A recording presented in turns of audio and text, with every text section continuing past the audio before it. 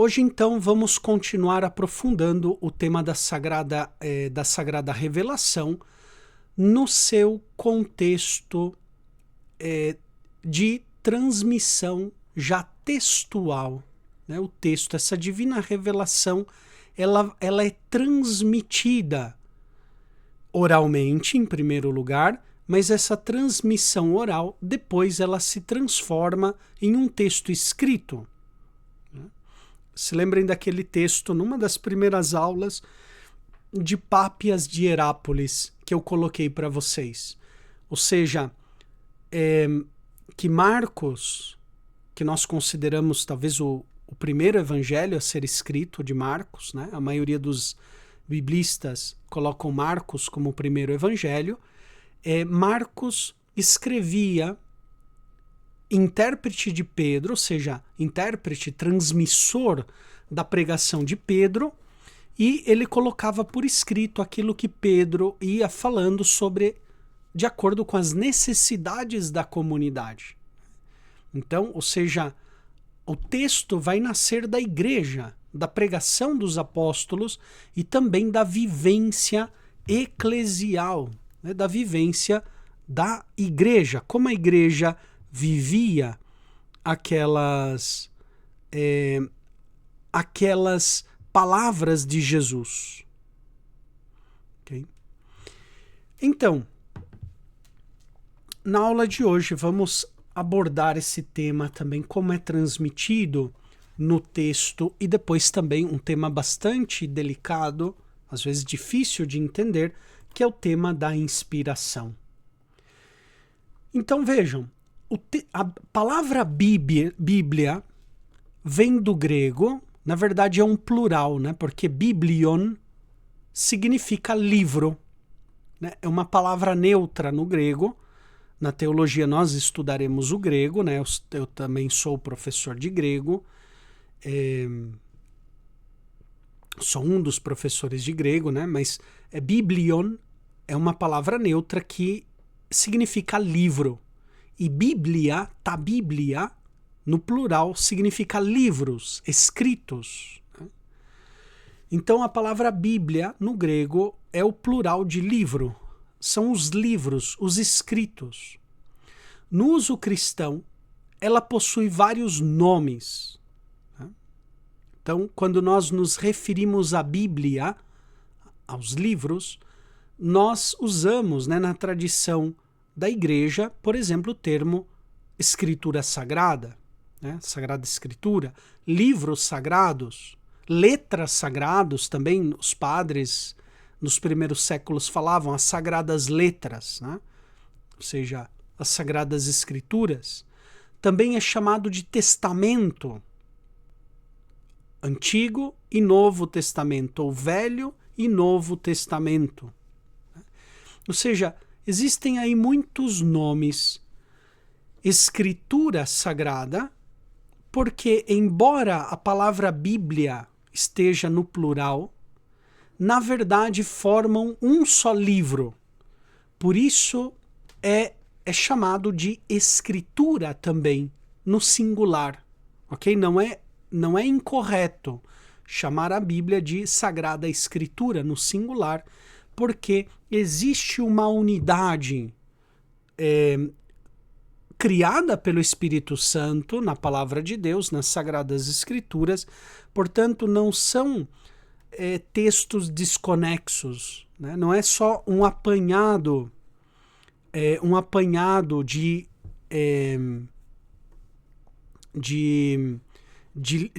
livros, de escritos, né? Ok, tem uma diversidade de livros, mas visto que o autor principal é o Espírito Santo, tem também uma forte unidade, por isso nós podemos chamá-lo de Sagrada Escritura no singular. O termo também bastante usado, livros sagrados ou sagradas escrituras, no plural, vai indicar isso, que é uma coleção de textos. Dividido em duas partes, aqueles do Antigo e do Novo Testamento, né? Uma coleção de textos sagrados. E vejam, não são os únicos, os textos que nós temos na Bíblia não são os únicos, digamos assim, que circularam nas mãos das primeiras comunidades cristãs. Havia alguma comunidade, por exemplo, que usava como texto sagrado, que tinha como texto litúrgico sagrado, a carta de São Clemente aos Coríntios, por exemplo. Né? São Clemente foi sucessor de Pedro, né? Depois de Lino e Cleto em Roma. São Clemente, por volta do ano 96, escreveu uma carta à comunidade de Corinto, uma carta belíssima, linda mesmo, do ponto de vista da teologia e da espiritualidade cristã. Né? E algumas comunidades liam esse texto como se fosse um texto sagrado, inspirado. Né? Outras comunidades liam, por exemplo, o texto do pastor de Hermas, que é um texto apocalíptico que fala da penitência, né? Um pouquinho do sacramento da penitência. É um texto também muito interessante. Mas esses textos não entraram dentro da Bíblia, porque a igreja foi discernindo qual livro era inspirado, qual não, do Antigo e do Novo Testamento. Ok? Então, podemos usar tanto no singular, Sagrada Escritura, quando usamos no singular, está indicando a unidade criada ali pelo Espírito Santo. Quando usamos no plural Sagradas Escrituras ou livros sagrados, estamos indicando essa coleção de textos inspirados, né, com as suas características particulares. Então, por exemplo, nós temos textos legislativos, por exemplo, Levítico, né, livro do Números, livros históricos, Josué, Samuel, Reis, né? É um tipo. Livros sapienciais, o livro dos Provérbios, mesmo o livro dos Salmos, né? O livro do Eclesiastes. Temos escritos proféticos, Jeremias, Isaías, né? E no Novo Testamento também temos diversidade de livros com, por assim dizer, aquilo que hoje em dia se diz com o seu próprio gênero literário. O gênero evangelho, o gênero apocalipse, o gênero epistolar, as cartas de São Paulo, de São Pedro, de São João, a carta de São Tiago, de São Judas. Né? Os atos também é um gênero literário. Havia muitos atos apócrifos, né? Atos de Pedro, Atos de Paulo e Tecla, por exemplo, né? Atos de Pilatos, era um texto apócrifo que falava um pouquinho o que aconteceu com Pilatos depois, né? Chamado Atos de Pilatos. Então, havia vários textos nesse gênero Atos, né? Como os Atos dos Apóstolos, etc. Mas por que alguns entraram no cânon das Escrituras e outros não? Aqui eu já adianto a resposta, assim, com palavras muito simples. Entraram esses textos porque a igreja, no seu discernimento, movida pelo Espírito Santo, viu que esses textos são inspirados, ou seja, são sagrados. Okay? São sagrados porque inspirados e, portanto, formam parte do cânon das Escrituras. Cânon significa regra, medida, né? Vem inclusive da palavra cana, porque na antiguidade mediam com a cana, né? A cana tem esses gomos, então usavam na antiguidade pedaços de cana para medir, né? Era uma espécie de medida. E depois o termo de cana foi para cânon, ou seja, uma regra, uma medida pela qual nós, por assim dizer, regulamos o nosso agir, o nosso pensar. Neste caso aqui, nós regulamos o nosso crer, a nossa fé. Ok? Então, podemos usar no singular, manifestando a unidade das Sagradas Escrituras, que forma um só livro inspirado pelo Espírito Santo. Podemos usar no plural Sagradas Escrituras, indicando essa diversidade de muitos gêneros literários que tem dentro, ou também outro título muito usado é de testamento. Né? Testamento, no latim, né? Testamentum, vai tentar traduzir um pouco essa noção da língua hebraica de aliança, antiga e nova aliança. Então, ou seja, uma aliança antiga e uma aliança nova. Deus faz uma aliança com o seu povo. Isso é o núcleo da sagrada revelação, ok? Deus fez uma aliança conosco já desde Abraão até o cumprimento pleno no Novo Testamento, na nova aliança em Cristo Jesus. Então, ambos os testamentos falam das alianças que Deus estabeleceu com a humanidade. Em meio a tantas infidelidades do povo escolhido e da permanente fidelidade de Deus, o Antigo Testamento constitui uma preparação para o ato definitivo do amor de Deus para com a humanidade, realizado por meio de Jesus Cristo.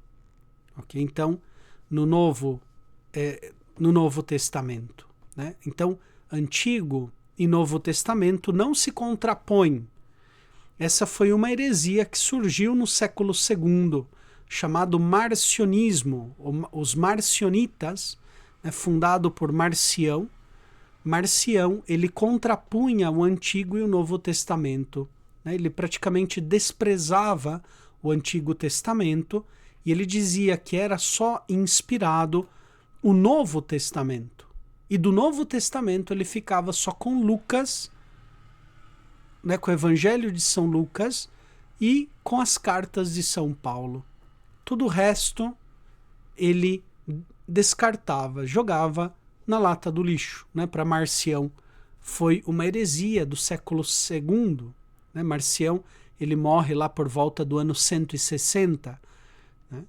Então, não são contrapostos. Né? Santo Agostinho ele vai dizer: o Novo Testamento está oculto no Antigo e o Antigo está manifesto no Novo. Olha só como um implica o outro. Tem uma correlação entre Antigo e Novo Testamento. Por isso os padres da Igreja viam o Antigo Testamento como prefiguração do Novo. Então, o Antigo Testamento prefigura, aponta aquilo que haveria de vir em Cristo Jesus. Né? Então, os padres da Igreja, por exemplo, liam o Antigo Testamento à luz de Cristo. São Paulo mesmo, na carta aos Coríntios, ele fala isso. Ele diz: os judeus, quando leem Moisés, um véu é colocado sobre os seus olhos. Agora, quando eles se convertem a Cristo, esse véu cai dos seus olhos. E eles começam a entender Moisés e os profetas. Né? Jesus mesmo dizia: olha, Moisés e os profetas falaram de mim. Né? Então, olha só, todo o Antigo Testamento fala de Cristo. E essa deve ser a leitura que a gente faz do Antigo Testamento, uma leitura cristológica e também eclesiológica, né? Porque não existe a cabeça, Cristo, separada do seu corpo, que é a igreja. Né? Por isso os padres interpretavam o Antigo Testamento sempre à luz de Cristo. O Antigo Testamento, o Novo Testamento está oculto no Antigo e o Antigo está manifestado no Novo Testamento. Né? Olha só aqui um texto de Agostinho que talvez nos ajude a entender essa questão do texto sagrado no sentido cristológico. É uma homilia, um sermão de Santo Agostinho, sermão 293, sobre a missão de João Batista. Olha só o que ele diz. João era a voz, mas o Senhor, no princípio, era a palavra, o verbo. Okay? Uma coisa é ser voz, outra coisa é ser a palavra.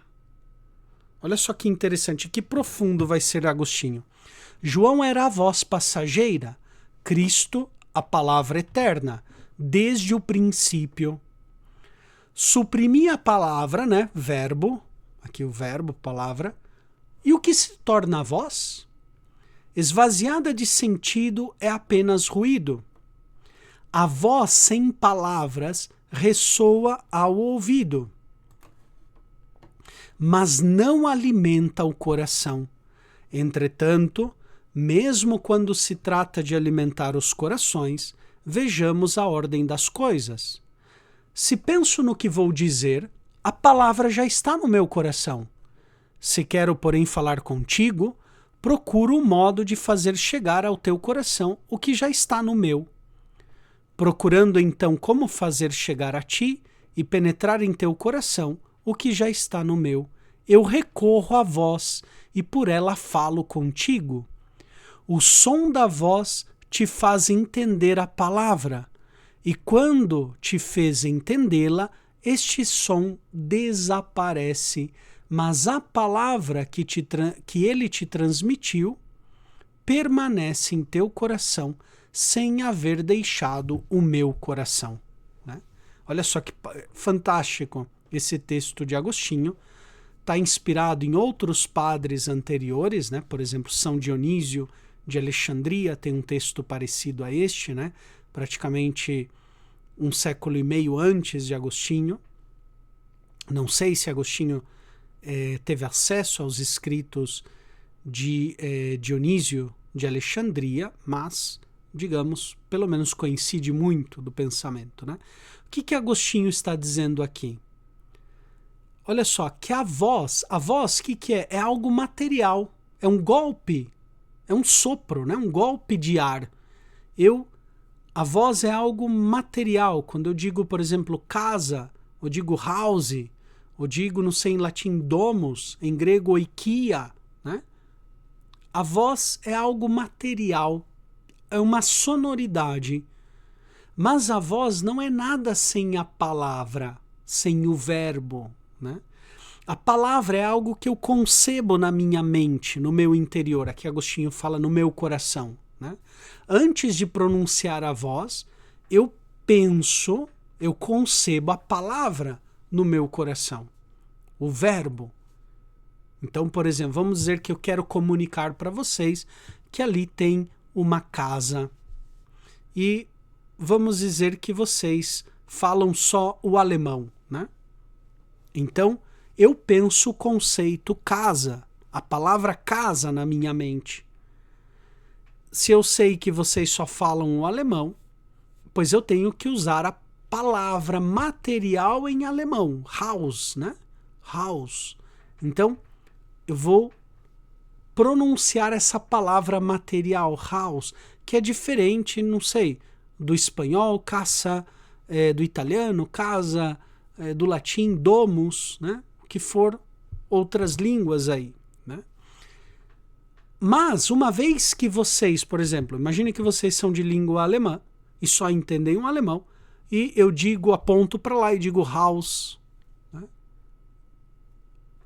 Eu tinha a casa no meu interior, na minha mente, mas eu comuniquei para vocês através de uma voz material aquela palavra interior, ou seja, a palavra que estava no meu coração, através do ministério da voz material, ela chegou até os seus ouvidos, tocou os tímpanos, fez vibrar os tímpanos, e vocês, através de Haus, entenderam a palavra casa, né? E uma vez que vocês conceberam no seu coração aquela palavra, a voz deixa de existir. Ela desaparece, ela não é eterna. Mas a palavra fica tanto no meu coração quanto no coração de quem escutou aquela palavra e entendeu o seu significado. Né? Então, vejam, João tinha esse ministério de ser a voz que clama no deserto. Cristo é a palavra eterna do Pai, né? Por isso, as Sagradas Escrituras, né, voltando aqui ao nosso tema, o texto sagrado é uma voz, é uma escrita, né? Claro que é uma voz que ficou ali concretizada na palavra escrita, no texto escrito, né? Mas o texto escrito tem a finalidade de te comunicar a palavra com maiúscula, o verbo, né? Por isso nós temos que ler as escrituras sempre com esse sentido cristológico, eclesiológico, né? Porque senão, né, nós fazemos um mero estudo histórico-crítico da Sagrada Escritura, que é muito interessante, né? Mas é um estudo muito, eu diria, superficial. Falta a profundidade do Espírito Santo, que é o autor principal das Sagradas Escrituras, né?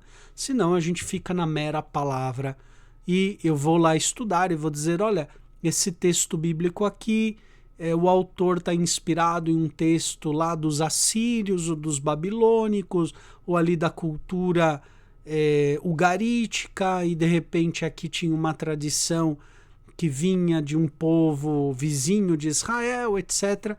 Eu fico somente na voz, sem entender a palavra. A voz está ao serviço da palavra. Ok? Então, esse texto, ele é sagrado porque a voz que está ali, né, a materialidade da letra, foi colocada por escrita para nos transmitir a palavra, o Cristo vivo, né? O místico. Então esse texto aqui de Agostinho é uma beleza do ponto de vista, por exemplo, da pregação e da teologia, né, da divina revelação, eu diria também da teologia bíblica, né? Tomara que os biblistas lessem esse texto aqui de Santo Agostinho, né?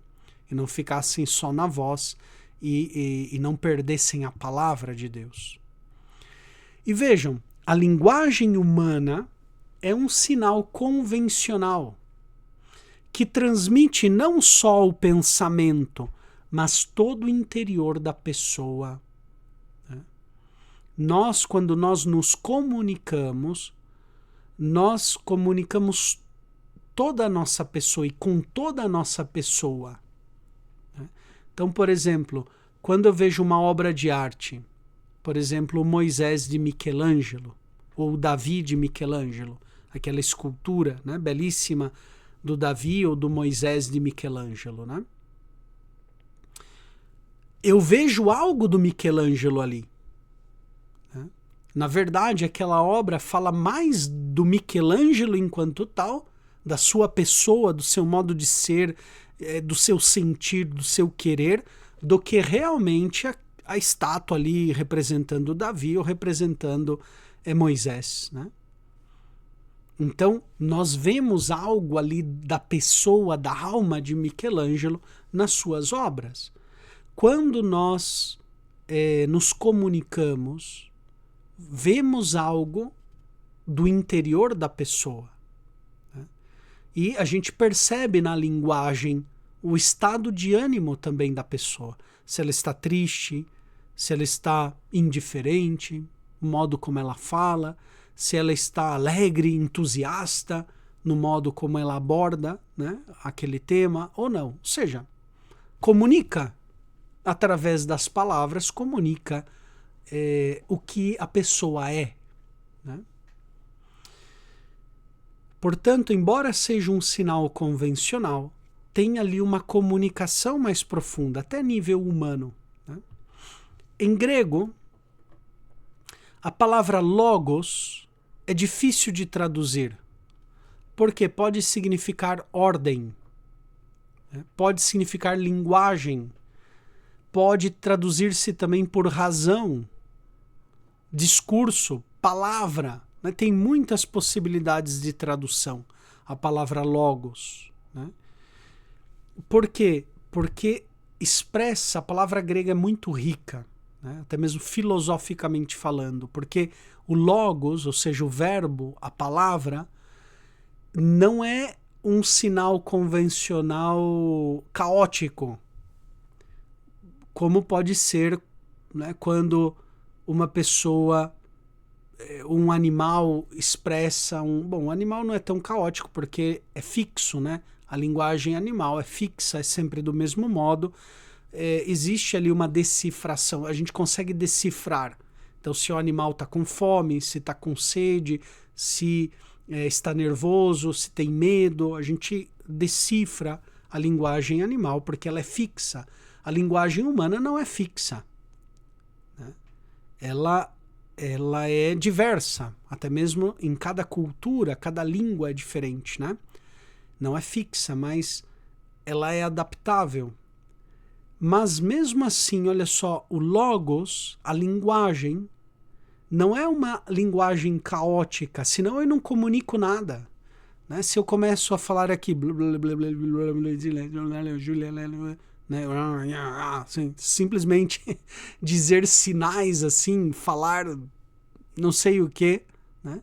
Não estou comunicando, não tenho palavra, porque palavra indica ordem, né? Indica um discurso que tem começo, meio e fim, indica algo racional.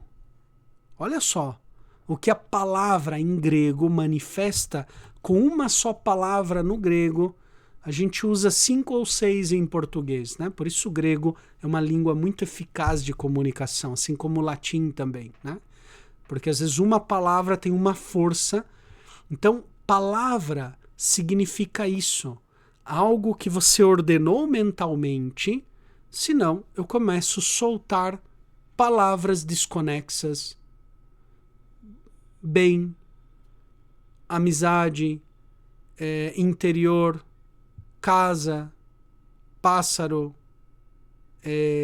ajuda. Okay? Estou usando palavras desconectas. A linguagem implica uma ordem, um começo, meio e fim, ou seja, um discurso e, portanto, uma capacidade racional, para que ela seja inteligível, para que nós possamos entender aquela voz, ok? Não é uma voz caótica, amorfa, mas quando é comunicação, portanto, tem uma ordem, tem um logos, é um verbo, ok? Essa palavra. Portanto, significa a capacidade humana de autorrevelar-se através da linguagem. A nossa linguagem, não só a linguagem como palavra, mas todo o nosso ser, comunica o que nós somos, né? Pelos gestos que nós fazemos, pelo nosso caminhar, pelo nosso porte externo, nós estamos continuamente comunicando o nosso ser, né? Mas a palavra, porque é um discurso racional ordenado, manifesta essa comunicação, ou seja, manifesta a nossa pessoa de um modo muito, eu diria, muito sublime, muito excelente. Talvez o modo mais excelente de comunicar o nosso interior é através da palavra. Não é o único, né? Às vezes o silêncio também comunica, né? Quando acontece alguma coisa e de repente ali ninguém fala nada, aquilo lá já é significativo, né? A gente entende a mensagem, né? Entendemos a mensagem. Por exemplo, chega a mãe em casa e percebe que o filhinho, a filhinha fez alguma coisa errada, né? E pergunta, tá tudo bem? Aconteceu algo? Né? E a criança fica em silêncio. A mãe já intui. Quebrou alguma coisa em casa, né? Deixa eu dar uma olhada aqui o que aconteceu, né? Então, seja, tudo é comunicação, mas a palavra, o logos, é uma comunicação por excelência, né? E, portanto, então, os autores, os agiógrafos, eles também vão comunicar algo do que eles são, como parte do povo de Deus, como parte digamos assim, de uma comunidade de fé no Antigo Testamento, povo judaico, ou no Novo Testamento, os discípulos de Jesus, né? Ou seja, eles vão, na sua pessoa, na sua linguagem, vão comunicar também algo dessa vivência pessoal deles, da fé que eles têm no Cristo Jesus, né? Mas não é só obra dos autores humanos. A gente tem que lembrar que o autor principal das Sagradas Escrituras é o Espírito Santo, né? Olha só o que diz a Dei Verbum sobre isto. Talvez isso vai ajudar a ficar um pouquinho mais claro.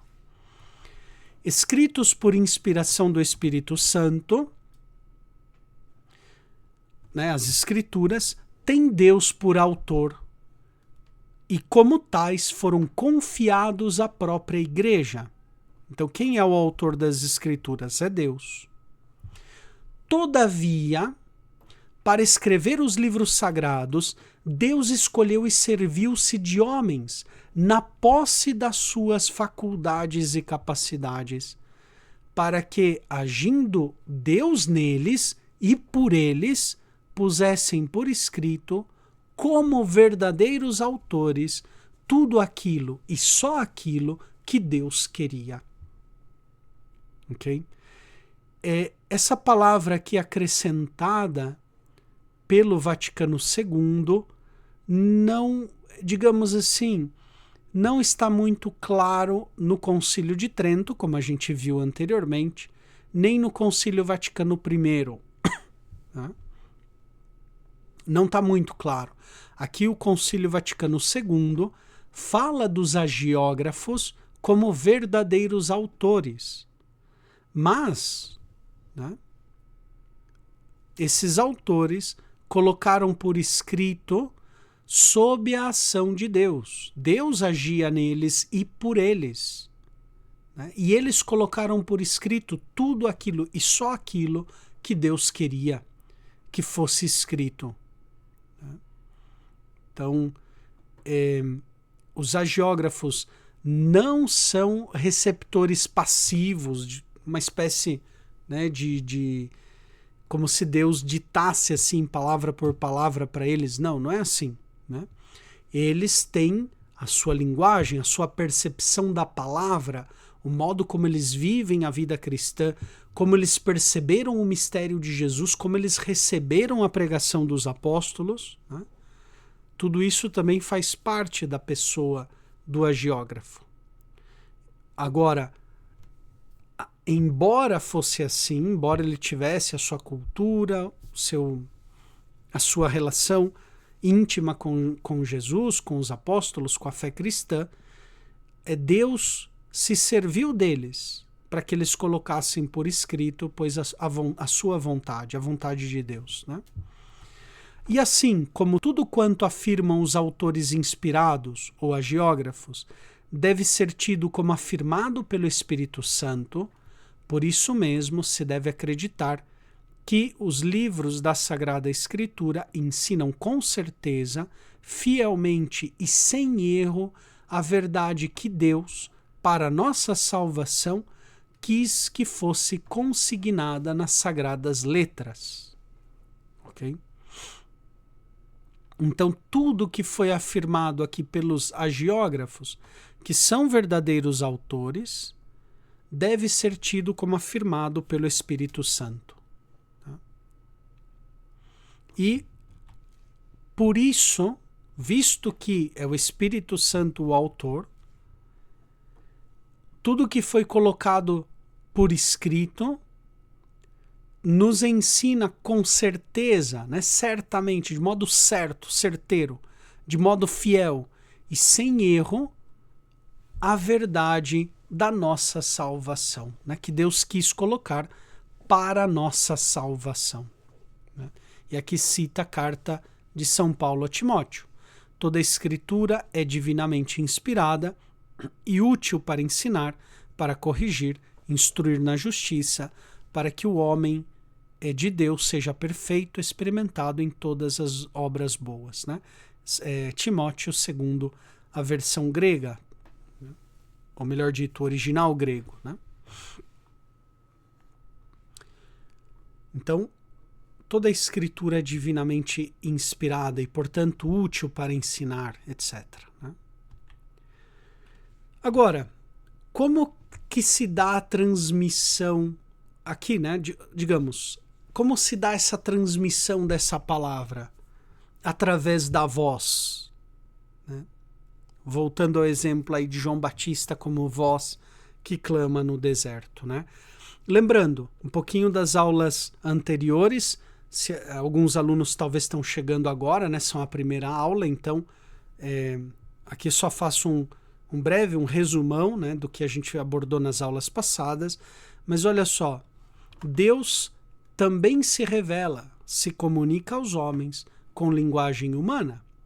Deus não quis usar uma linguagem divina para falar conosco, ou uma linguagem angélica. Nós não entenderíamos essa linguagem.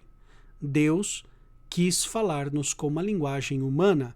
Isso faz parte também da encarnação, né, dessa kenosis, desse esvaziamento de Deus. Ele se rebaixa para nos elevar, para nos levantar até Ele. Né? Portanto, a revelação é essa comunicação, como nós vimos nas primeiras aulas, através do verbo. O verbo aqui coloca em hífen palavra, né, com maiúscula, esse logos, que significa isso, uma ordem, uma razão, um princípio, né? um alfa e ômega, um discurso que tem começo, meio e fim. Né? Então, é a comunicação através do verbo, através do logos, ou seja, através de Cristo, em outras palavras, que Deus faz de si e de sua vontade. Então, Deus, quando se revela, ele se comunica em Cristo e através de Cristo quem ele é e a sua vontade, que é uma vontade de salvação, é uma vontade salvífica. E o receptor, né, o destinatário dessa comunicação, dessa revelação, é o homem enquanto membro de uma comunidade. Okay? Então, por isso, olha só, essa revelação, ela é feita num contexto comunitário eclesial. É aí onde Deus se revela. Aqui nós estamos muito longe de outra heresia que surgiu ali no século II, que foi o gnosticismo, né? O gnosticismo, por exemplo, tinha vários movimentos gnósticos, mas o mais famoso era o gnosticismo de Valentino. Valentino dizia que a verdade foi comunicada para ele individualmente. Ele tinha a gnose, ele tinha um conhecimento secreto. Né? Não, ou seja, a revelação não se faz de modo individualista. A revelação Deus fala ali, naquele grupo. Claro que são pessoas concretas que recebem a inspiração, mas eles são membros de uma comunidade. Então nós temos Abraão, que é o pai do novo povo, né? Nós temos Moisés, que é membro do povo de Israel, né? Nós temos, por exemplo, o profeta Jeremias, que viveu ali a sua fé naquele contexto, né? Em Jerusalém, etc. O profeta Ezequiel, profeta do exílio, enfim, né? Ou seja, João, Lucas, né? Marcos, etc. Ou seja, eles também são membros de uma comunidade. Ali é onde Deus falou, historicamente dizendo. Né? Então não é um mestre gnóstico que teve uma iluminação, ele sozinho, depois ele ensinou aos outros. Não, não. Né? Deus ali se comunica no coração de uma comunidade, né? No coração da igreja. É um pouco o que Jesus diz: onde 2 ou mais estiverem reunidos no meu nome, eu estarei ali no meio deles. Né? A divina revelação se manifestou assim. Então, ao agiógrafo, que é um personagem único, uma pessoa individual, mas é membro de um grupo de fé, né? Um membro de uma comunidade que crê em Deus, que recebe aquela palavra, né? E o conteúdo, o que Deus revela? Deus revela a si mesmo e revela a sua vontade salvadora. Portanto, qual é a finalidade da revelação? Nós tínhamos visto, é a salvação do ser humano, né? E o centro e a plenitude, nós tínhamos visto também em aulas passadas, é Cristo Jesus, porque é uma comunicação em Cristo e através de Cristo Jesus, né? Só recordando isso, porque essa palavra, ela é transmitida através do texto. E no grego, nós temos uma palavra só para o que nós, no português, nós usamos duas palavras, né? No grego, paradosis, pode significar, dependendo do contexto, ou transmissão ou tradição. A paradosis vem do verbo didomi, então verbo dar, entregar, né? Então transmitere, né? Até mesmo no latim, ou seja, transmitir, né? Entregar. Isso, a paradosis é um ato de transmissão, mas ao mesmo tempo é um ato de recebimento. Você recebe aquilo que é transmitido, né? Por isso, paradosis tem um sentido ativo, que é o ato de transmitir.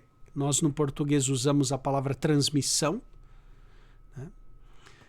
Mas também paradosis tem um sentido passivo, que é o resultado da transmissão. Quando você transmite algo, quando você entrega algo, qual que é o resultado daquilo que você entregou? Ou seja, uma tradição, né? A tradição é aquilo que foi entregue, ok? Esse é o significado ali de paradosis. Em outras palavras, é o transmitir e o receber essa transmissão que nós chamamos tradição, ok? Portanto, a transmissão é o ato pelo qual o povo de Deus, por meio de homens carismáticos aqui porque recebem esse carisma da inspiração, que é único. Eles tiveram o carisma da inspiração, não foi toda a comunidade. É claro que eles são membros de uma comunidade, mas eles receberam pessoalmente esse carisma da inspiração, né? Então, homens carismáticos aqui significa isso, que receberam o carisma da inspiração. Então, é um ato pelo qual o povo de Deus, por meio desses homens carismáticos, comunica a revelação à geração seguinte, sobretudo de maneira oral. Okay? Então, isso é a transmissão.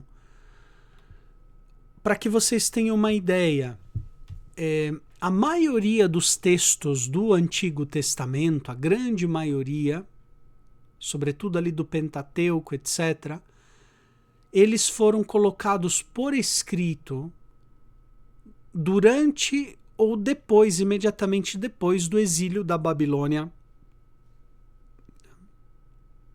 Ou seja, século VI antes de Cristo. Tá?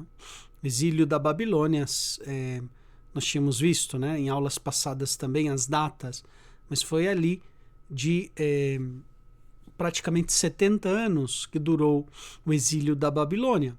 A maioria dos textos do Antigo Testamento é daquele período, sobretudo Gênesis, Levítico, Deuteronômio, etc., né? Muitos desses textos são desse período do exílio da Babilônia.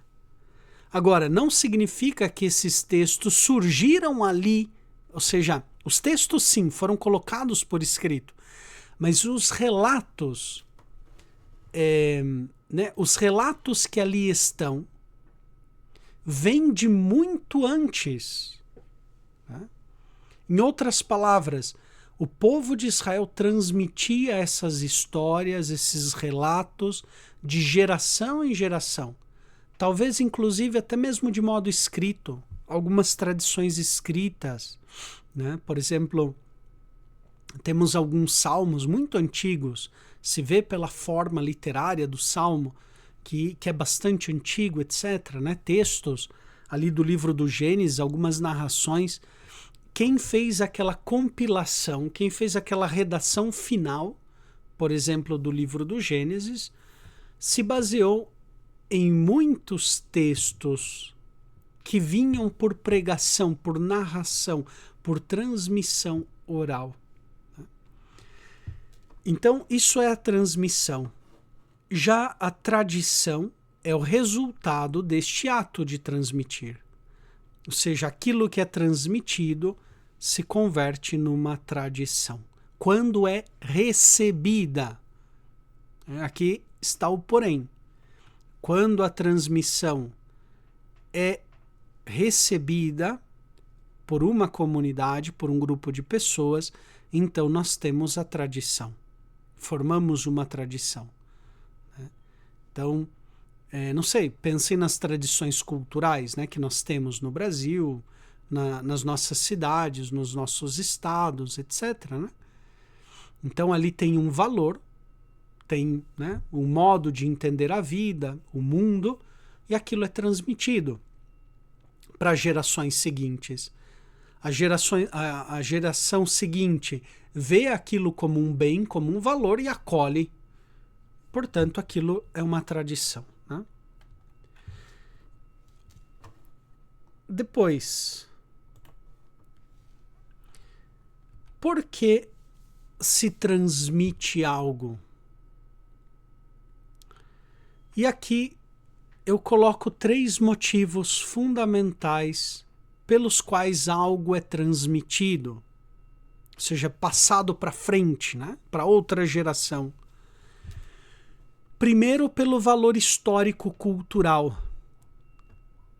daquilo que é transmitido, ou seja, o que é transmitido é percebido tanto por aquele que transmite como aquele que recebe, é percebido como um valor, um bem, algo valioso, algo que vale a pena eu comunicar para o outro. Então, por exemplo, não sei se na sua região, na sua cidade, no seu estado, tem, não sei, um prato típico. Né? Então, as pessoas daquele lugar gostam daquele prato. Valorizam, apreciam aquele prato. Né? Então, muitos que estão ali vão aprender como preparar aquele prato, etc. Né? A vestimenta também, as festas, as danças típicas. Né? O povo percebe como um bem, algo bom, algo que, digamos assim, me dá um sentido, uma identidade, né? Em certo sentido, me estabelece umas coordenadas, não só geográficas, mas também históricas. Né? Então, aquilo lá é percebido como um bem, como algo que vale a pena e, portanto, eu quero transmitir aquilo, né, à seguinte geração. Então, só é transmitido aquilo que é percebido como um valor histórico e cultural. Né? Aquilo que não é percebido como um valor, a gente tem a tendência um pouco a silenciar, né? Alguma coisa que não, talvez não é tão valioso e tal. Né? A gente tenta, em certo sentido, claro, a natureza humana está ferida pelo pecado, às vezes a gente vai transmitindo costumes torcidos, né? Costumes errôneos para as gerações futuras, né? Sei lá, o jeitinho brasileiro, né? Meio que a gente vai dando um jeitinho brasileiro, tal. Por um lado é um bem, né? Ou seja, a gente sabe levar a vida e dar um jeito, apesar das dificuldades, do dia a dia, né? Mas às vezes também o jeitinho brasileiro pode facilitar um pouco passar a perna nos outros, né? Meio que enganar, tentar levar a melhor sobre os outros, etc, né? Mas, em geral, pode ser percebido como um bem, ou seja, o brasileiro ele se adapta, né? Quando tem, está bem, quando não tem, também, né? A gente meio que dá um jeito para as coisas, né? A gente transmite aquilo que tem um valor histórico e um valor cultural. Agora, também transmitimos aquilo que tem um valor teológico, porque a revelação tem uma destinação universal e também é de caráter de imperativo divino. Jesus disse, antes de subir ao céu, ide, anunciai, ensinai todos os povos a observarem tudo quanto eu vos ensinei e vos falei. Né? Então, essa revelação também tem essa destinação e esse mandado divino. Né? Deus, ele transmite a si mesmo o seu plano de salvação e, além disso, ele pede, né, que nós anunciemos essa palavra de salvação. Né? E a igreja, ela nasce dessa ordem divina, né, de ir e anunciar. A igreja como missionária, como evangelizadora.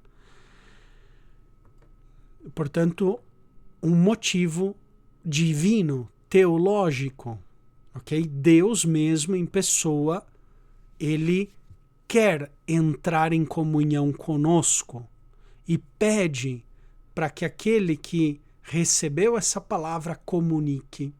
Né? Essa semana nós estamos lendo no ofício de leituras, né? Estamos lendo o profeta Jeremias. Não sei quem de vocês faz a oração da liturgia das horas, né? Mas no ofício de leitura a gente está lendo Jeremias, é o ciclo de Jeremias, né? E Jeremias, coitado, sofreu muito, né? Porque Deus mandou ele anunciar a destruição de Jerusalém, a destruição do templo. Se o povo não se convertesse, iria vir o rei da Babilônia e ia destruir tudo.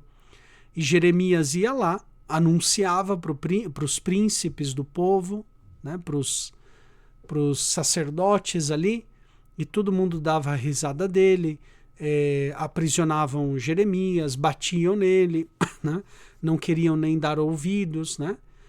Então, ou seja, essa mensagem de salvação, né? O profeta, ele sente, né? O próprio Jeremias, ele tem lá um trecho que ele diz assim, né? Eu pensei calar-me e não mais falar em nome do Senhor.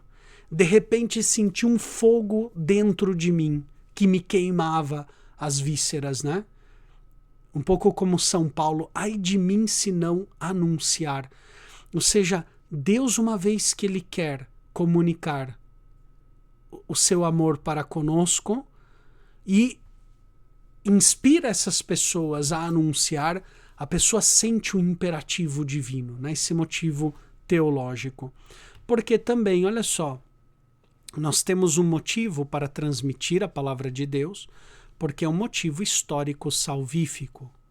A revelação é uma bênção, é uma promessa, é uma aliança entre Deus e o homem que se realiza em Cristo Jesus. Né? Não é algo, digamos, ruim, muito pelo contrário. Né? Nos toca intimamente, pois esse mistério da nossa felicidade eterna. Né? Ok? Então, esse aqui é o motivo para transmitir.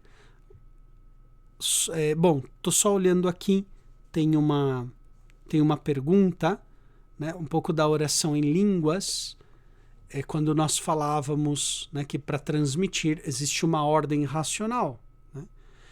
O dom de línguas, ele é uma graça gratuita, ok?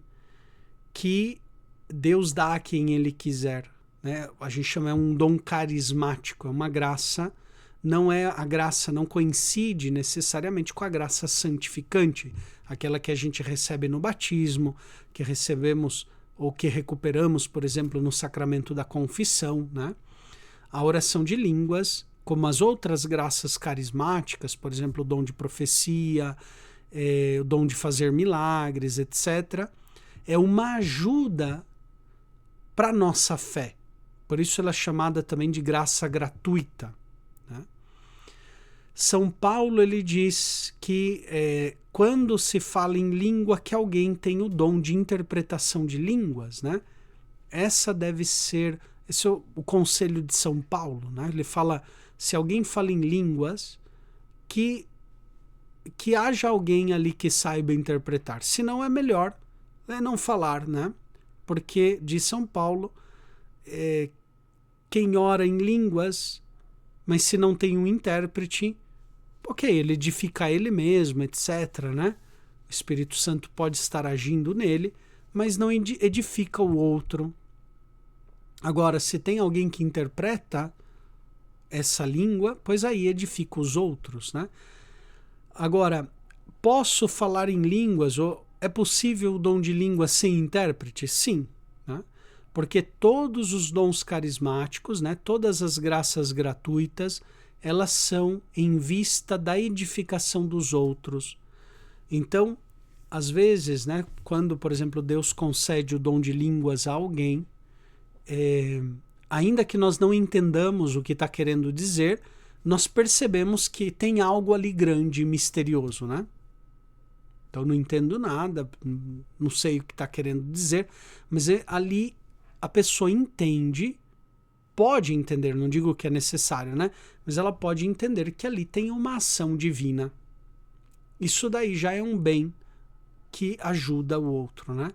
Então, a linguagem, digamos, de Deus, ela se faz compreensível através das Sagradas Escrituras, através da pregação, do magistério da igreja, né? O dom de línguas é uma graça extraordinária, né? Que se ela não tem interpretação, pelo menos está chamado a edificar pelo assombro que nos causa, né? Mesma coisa um milagre, né? Tem o mesmo paralelismo. O milagre também é uma comunicação, né? Também é uma linguagem. Então, por exemplo, né, quando tinha aquela menininha, me parece que ela não tinha a retina, né, uma menina cega, que acho que ela não tinha, não me lembro se era as córneas dos olhos ou a retina, não me lembro, sei que ela tinha, faltava algo nos olhos dessa menina, e de repente o Padre Pio, né, rezou sobre essa menina, e a menina começa a enxergar sem ter as córneas, sem ter a retina, né? E os médicos ficavam assim, mas como é possível que ela está enxergando sem ter as córneas, né? E caminhava certinho, ia para frente, para trás, subia, descia, não batia em nenhum objeto, conseguia ver.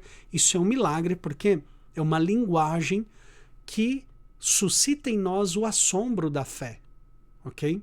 Em certo sentido, também está comunicando algo.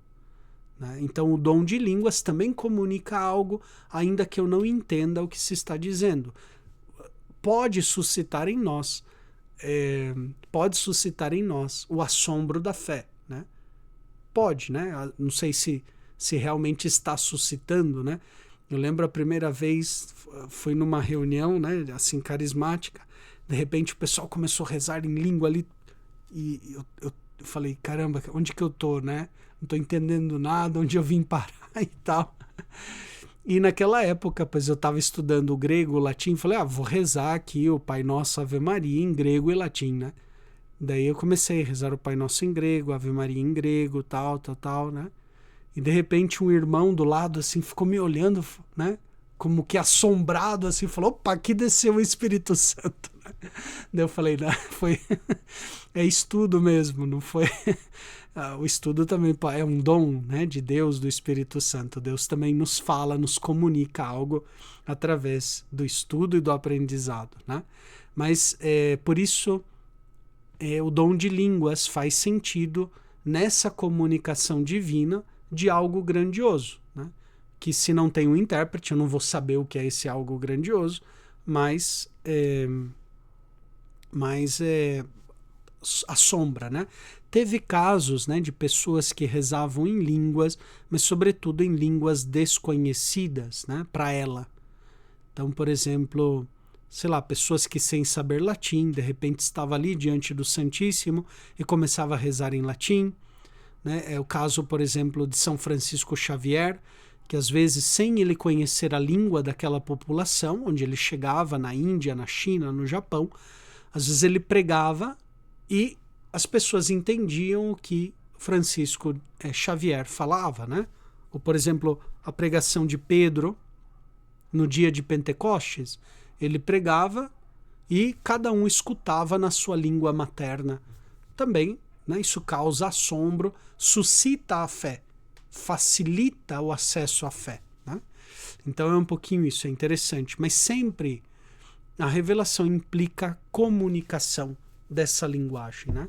E é uma linguagem, é logos, é palavra, não é só voz. Então, quando alguém recebe um dom de línguas, ainda que pareça voz, né? Sem nenhum sentido, se é um dom de línguas verdadeiro, né? Às vezes tem pessoas aí também que brincam um pouquinho com coisa séria, né? Mas se é um dom de línguas verdadeiro, pode me levar também a crer mais em Deus, né? Bom, agora, só para concluir aqui, depois já volto às perguntas que estão surgindo. Então, nós transmitimos algo porque nós vemos ali que tem um conteúdo de salvação, ok? Um conteúdo de salvação. Deus se comunica para nos levar até Ele.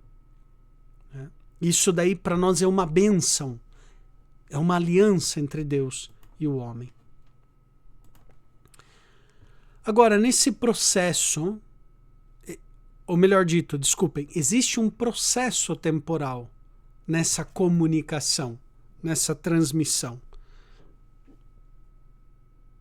Primeiro, pode ser uma linguagem de comunicação os próprios acontecimentos históricos, os fatos, né? Então imagine que de repente eu estou ali, em Jerusalém, eu moro em Jerusalém, no século VI a.C., de repente eu vejo as tropas de Nabucodonosor, rei da Babilônia, cercando a cidade santa, destruindo a muralha, incendiando o templo, levando como escravos, né, da Babilônia todo o povo de Israel. Aquele acontecimento histórico, pois me comunica algo. Os fatos que acontecem. Então, fatos negativos, como pode ser, por exemplo, uma guerra, um exílio, ou fatos também positivos, né? A visita de alguém, por exemplo, Abraão recebe a visita daqueles 3 personagens, né? Aqueles 3 anjos. Aquilo é um fato, né? Algo que acontece, que é narrado, né? O que aconteceu com Davi, Pedro ou Paulo, que foram para tal lugar e de repente ali encontraram tal pessoa. Os acontecimentos também, para o agiógrafo, são utilizados por Deus para comunicar a sua palavra. Os acontecimentos que sucederam na vida dos autores sagrados. Dentro também desse processo de transmissão está a pregação oral, como nós já falávamos muitas vezes, né?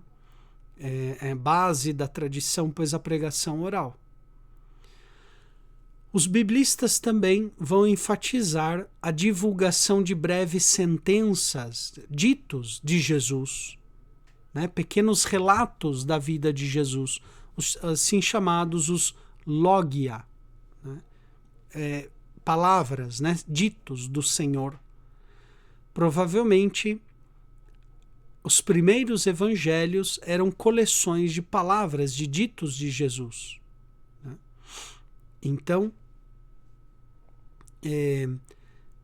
digamos assim, aqueles ditos que foram compilados pelas comunidades, depois foram desenvolvidos pelos evangelistas, usaram desse material, né?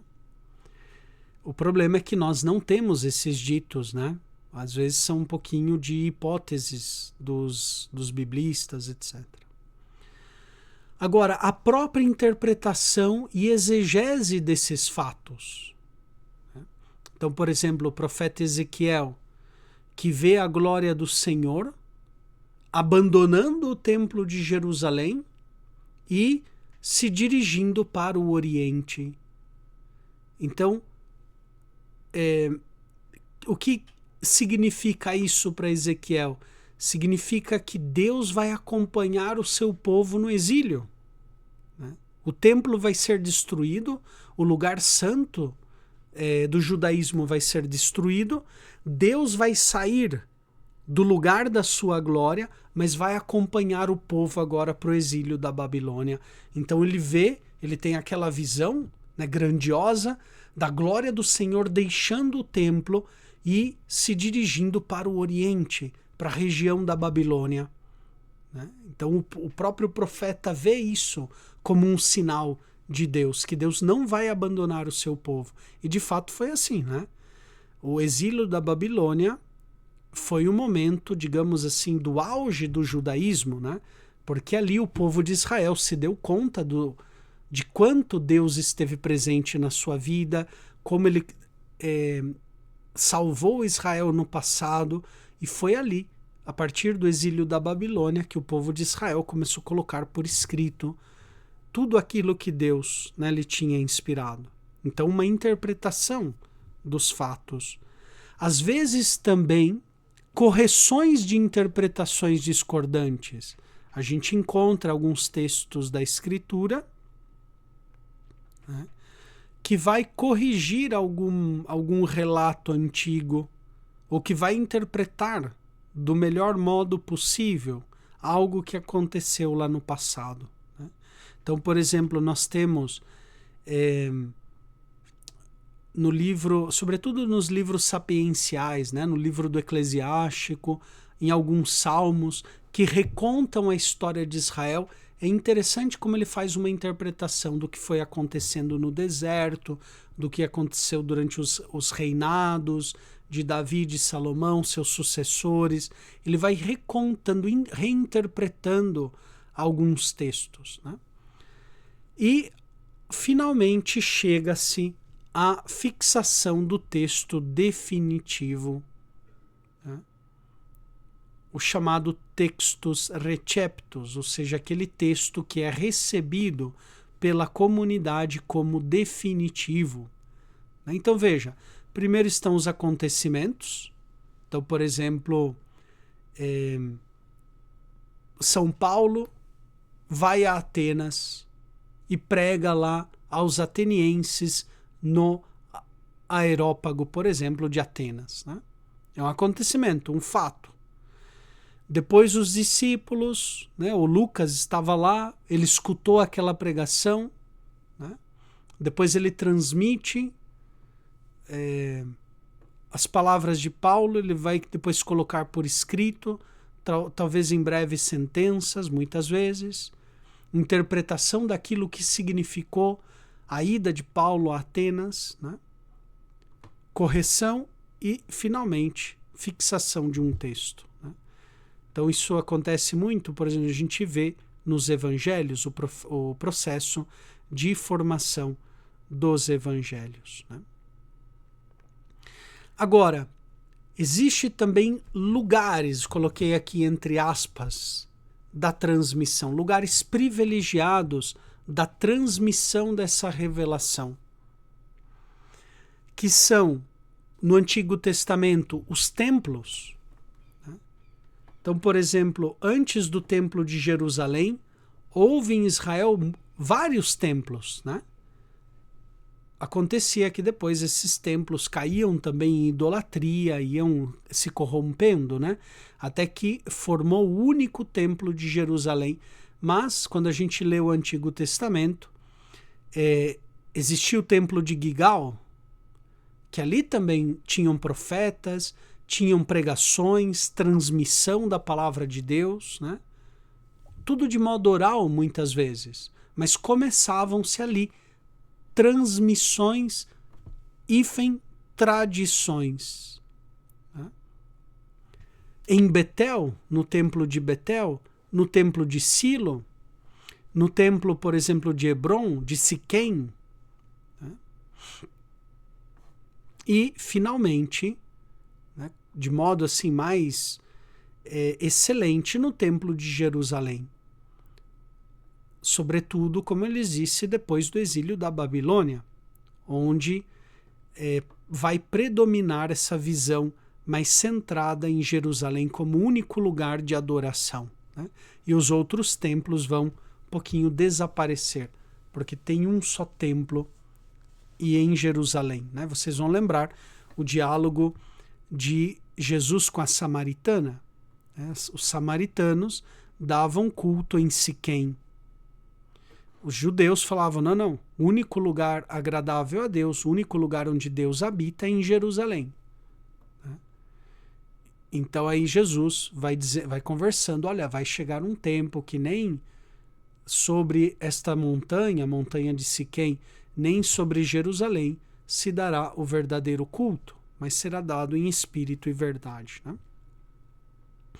Mas também, olha só, muito dessa revelação, além dos templos do Antigo Testamento, era também transmitido nas cortes dos reis. Então, desde o reinado de Saul, o primeiro rei de Israel, por exemplo, ali tem Samuel, que profetizava. Né? Depois, por exemplo, em Davi, Natã, né? E outros profetas ali que a gente vê ao redor de Davi, por exemplo. Né? Depois Salomão também tem o profeta, se não me equivoco, o nome dele Gade, né? Que profetiza ali durante o tempo de Salomão. Depois, quando morre Salomão e os reinos se dividem entre o reino do norte e o reino de Judá, o reino do sul, né? Continua ainda as palavras dos profetas anunciando, pregando a palavra de Deus. Por exemplo, Elias no reino do norte. Né? Depois, por exemplo, no sul, Jeremias, Ezequiel, etc. Né? Durante o reinado de Ezequias, nós vemos, por exemplo, Isaías profetizando durante o reinado de Ezequias, Josias também, um rei justo, né?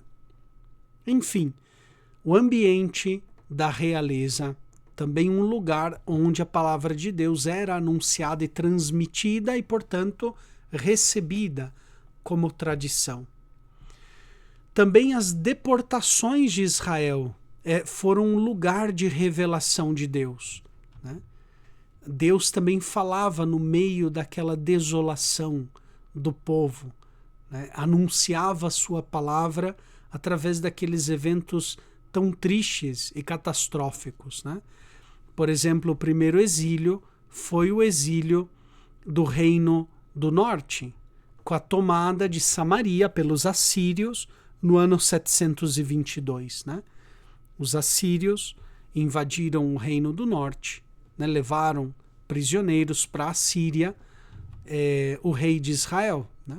A gente vê, por exemplo, o ciclo das narrações do profeta Jonas.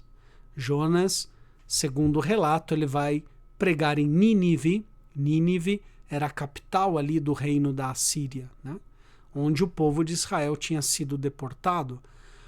A história também de Esther e de Assuero está ali ambientada nesse contexto ali da deportação da Assíria. E depois, finalmente, o exílio da Babilônia do ano 587. Né? Então, um lugar também onde Deus manifestou a sua palavra. Outro lugar importante são as sinagogas e as escolas rabínicas, sobretudo ali no tempo em que nós já nos aproximamos do Novo Testamento. Nas sinagogas, né, depois quando o povo volta do exílio da Babilônia, por todo Israel vão surgir sinagogas. Sinagoga vem do grego, sin, again significa reunir, né? Ou melhor, conduzir juntos, né? Sinagoga, ou seja, uma reunião, uma assembleia, né? E também começam a surgir escolas rabínicas que vão transmitindo essa tradição.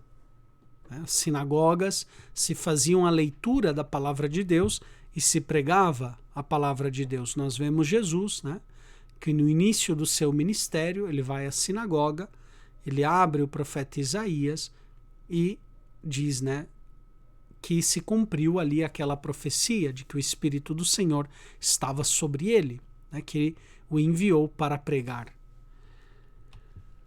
No Novo Testamento, o lugar por excelência da transmissão é a pregação, a catequese e a liturgia. Ainda hoje, lugares principalíssimos de tradição católica é a pregação, é a catequese e é a liturgia. Problema, né? Problema às vezes, né, que os padres pois não preparam bem as homilias, não leram, não conhecem o que os grandes doutores da igreja pregaram, né?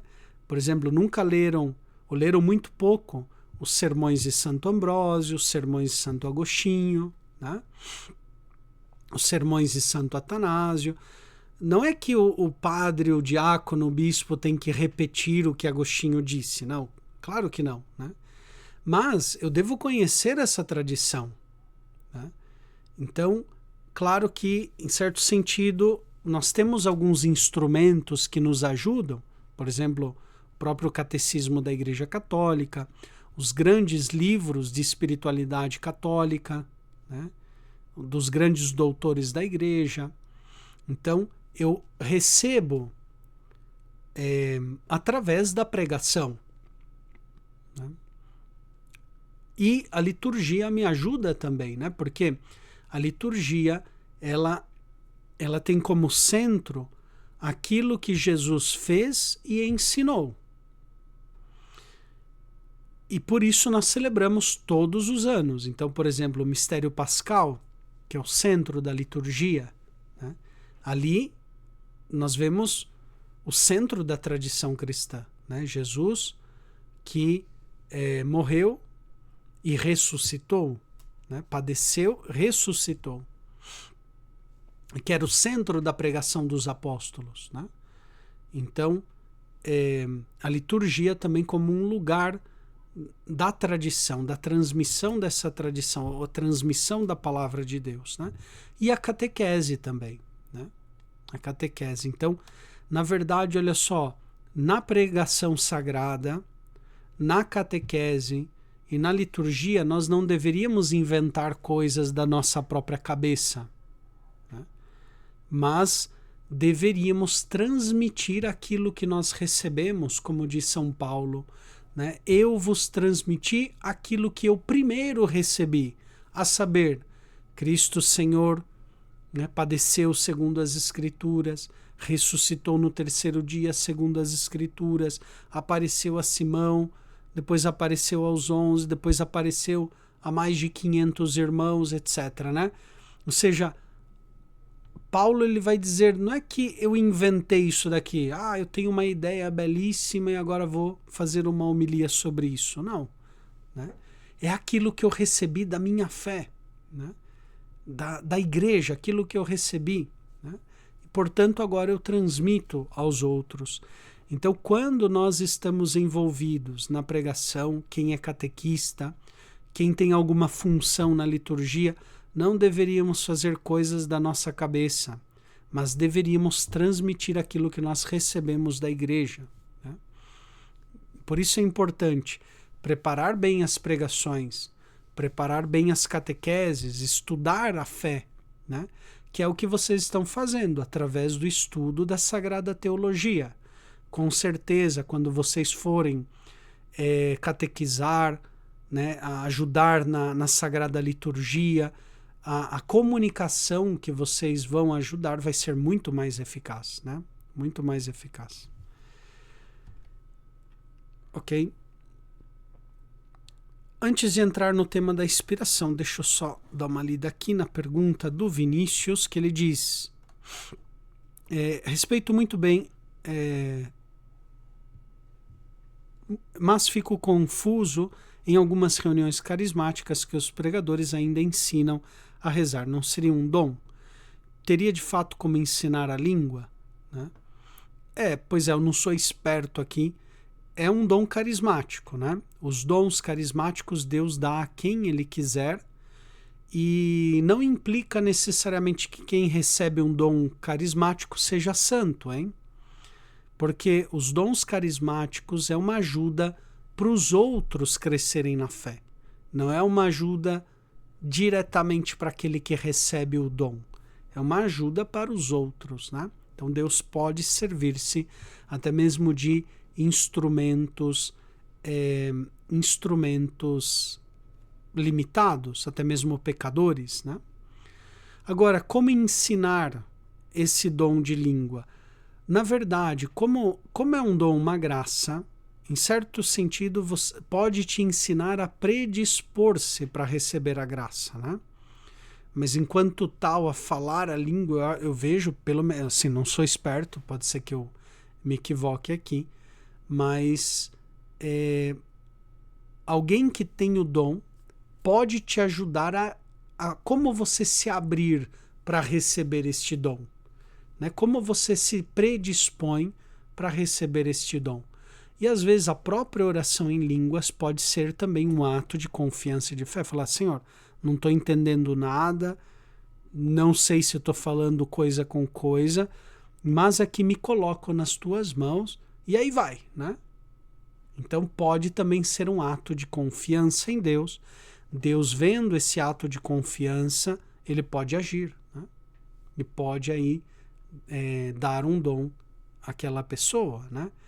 Agora, dentro dos dons carismáticos, a gente tem que seguir o caminho traçado por São Paulo, né? Ensinado por São Paulo. Ele diz: irmãos, ainda que eu fale a língua dos homens e dos anjos, ainda que eu tenha uma fé capaz de transportar montanhas, ainda que eu jogue o meu corpo nas chamas, ainda que eu distribua todos os meus bens aos pobres e faça milagres e o que for, né? Se eu não tenho a caridade, nada sou, né? Ou seja,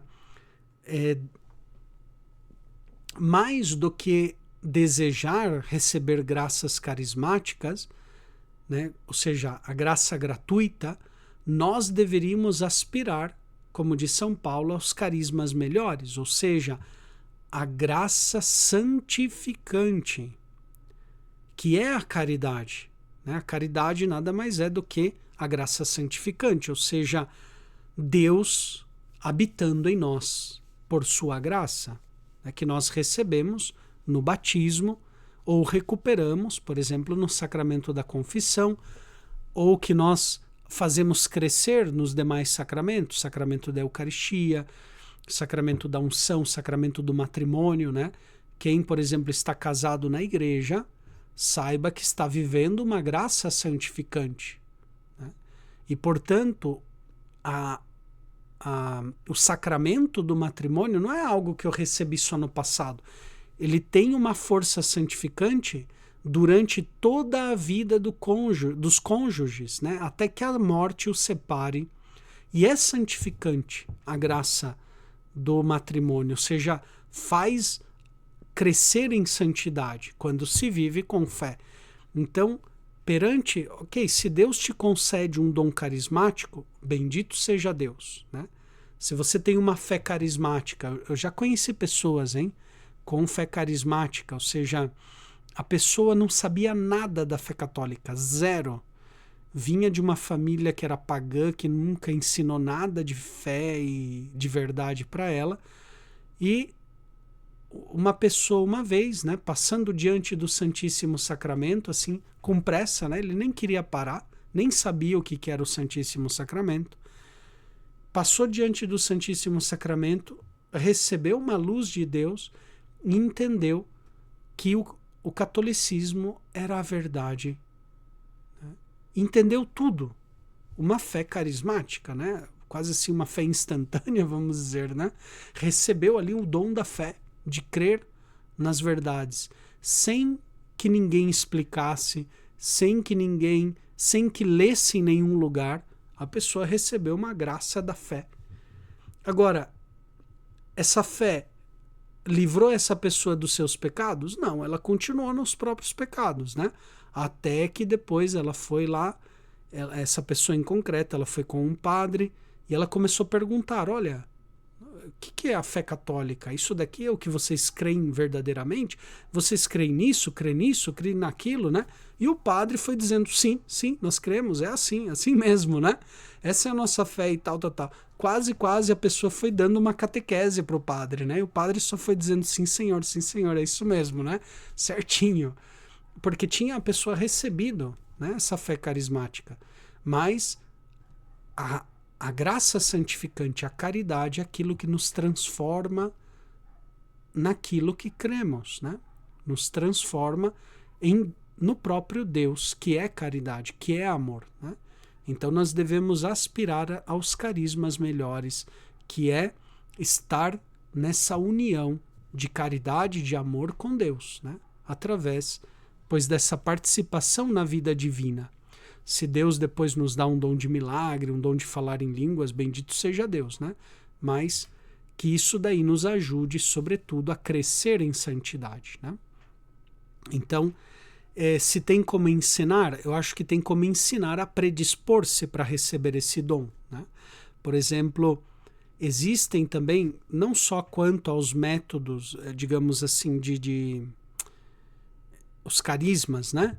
Mas existem, por exemplo, métodos de oração. Não significa que eu vou rezar. A oração também é um dom, né, do alto. Mas existem alguns métodos que eu posso aprender que me ajudam na hora da oração, né? Santa Teresa de Jesus ensina um método. Santo Inácio de Loyola ensina vários métodos de oração. São Francisco de Sales, etc., né? Mas são ajudas. Então, eu diria assim, mais do que ensinar a rezar em línguas, ensina um método para você se predispor, né? Muito bem, depois, só para concluir o nosso tema da aula de hoje, quero abordar também o tema da inspiração. Como nós podemos entender o que é a inspiração? Então nós vimos que essa palavra ela é transmitida, essa transmissão quando é recebida na fé, pois é uma tradição, se converte em uma tradição, primeiramente de modo oral, depois se fixa em um texto.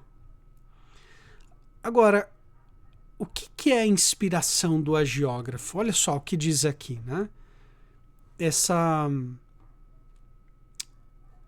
definição eu peguei do livro do padre Antônio Izquierdo, um padre legionário de Cristo, que ele foi professor de Sagradas Escrituras durante muitos anos em Roma. Ele faleceu, acho que faz uns anos atrás, né? Mas ele escrevia muito sobre Sagradas Escrituras, teologia fundamental, etc., né? E ele diz assim, nesse livro: a inspiração pode ser definida como o resultado mistérico, enquanto que a letra visível desvela e vela ao mesmo tempo a revelação do invisível, né? Então, é um resultado mistérico da ação carismática de Deus, que é causa principal, ou seja, que é autor das Escrituras, nos agiógrafos, enquanto membros da comunidade crente, que era a comunidade judaica ou a comunidade cristã, né? Os quais, ou seja, os agiógrafos, que são causa instrumental, ou seja, os autores, né? Também são autores, verdadeiros autores, usando de todas as suas faculdades e talentos, Portanto, aqui entra o modo humano e agindo Deus neles e por meio deles, modo divino, colocando por escrito tudo e só o que Deus quer que tenha esse efeito, em ordem à salvação da humanidade, o fim. Né? Eu gostei muito dessa, mais do que uma definição, né? Talvez uma descrição do que é inspiração, como um resultado mistérico, né, da ação carismática de Deus no agiógrafo. Poderíamos simplesmente definir assim, né? Resultado mistérico da ação de Deus no agiógrafo. Claro que esse agiógrafo é membro de uma comunidade, não é alguém isolado, né? E o agiógrafo, ele usa de todas as suas faculdades, portanto ele é verdadeiro autor, mas ele age sob a ação de Deus, sobre a inspiração de Deus, que é o modo divino, de modo a colocar por escrito tudo e só aquilo que Deus quer em ordem à nossa salvação, que é a finalidade das Sagradas Escrituras, a finalidade da divina revelação. Ok? Então, aqui, depois com calma, vocês podem ler também, aprofundar cada uma dessas palavras, né? Em negrito está o principal. Entre parênteses, um pouquinho eu coloquei a explicação de cada uma dessas partes, né? Então, é o resultado mistérico da ação carismática de Deus nos agiógrafos, como membros de uma comunidade, usam, né, de todas as suas faculdades e talentos, agindo Deus neles e por meio deles, que põe por escrito tudo e só aquilo que Deus quer em ordem à nossa salvação. O dogma da inspiração, ele foi proclamado no Concílio Vaticano I, né, que ele retoma também o Concílio de Trento, né, na Constituição Dogmática Dei Filius. Diz assim, no Cânon 4, se alguém não recebe como sagrados e canônicos os livros da Sagrada Escritura em sua integridade e com todas as partes, tal como os enumerou o Concílio de Trento, ou negar que são inspirados por Deus seja anátema. Ok? Então, os livros são sagrados. Sagrado significa inspirado. Né? Senão ele seria um livro qualquer, um livro comum, um livro profano. E visto que eles são sagrados, eles são canônicos. Né? São aqueles usados na liturgia, ou seja, que implicam a regra da nossa fé. Ok? Eles são canônicos. Em todas as ou seja, no todo e em cada uma das suas partes. Então, na totalidade e em cada uma das partes. Né? Então, não podemos dizer, esse versículo aqui não é inspirado. Né? Não. Toda a Escritura é inspirada por Deus, como diz São Paulo a Timóteo. Né? Então, em cada uma das suas partes, em cada um dos seus versículos, né? E em cada um dos seus livros, tal qual foi enumerado no Concílio de Trento. Né? O Concílio de Trento, por primeira vez, ele define dogmaticamente quais são os livros do Antigo Testamento, quais são os livros do Novo Testamento, né? Porque Lutero e os reformadores haviam tirado alguns livros. E o Concílio Vaticano II, na Dei Verbum, naquele capítulo 11, ele vai dizer, olha só, as coisas divinamente reveladas que se encerram por escrito e se manifestam na Sagrada Escritura foram consignadas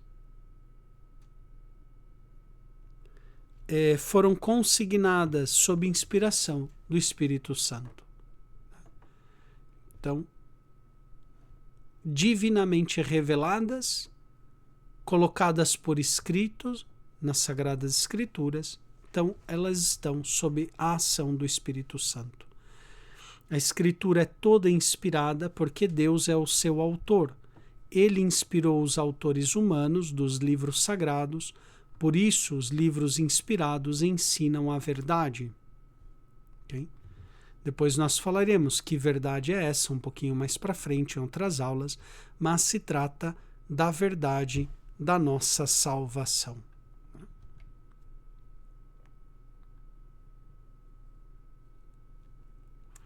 Bom, vamos ver aqui.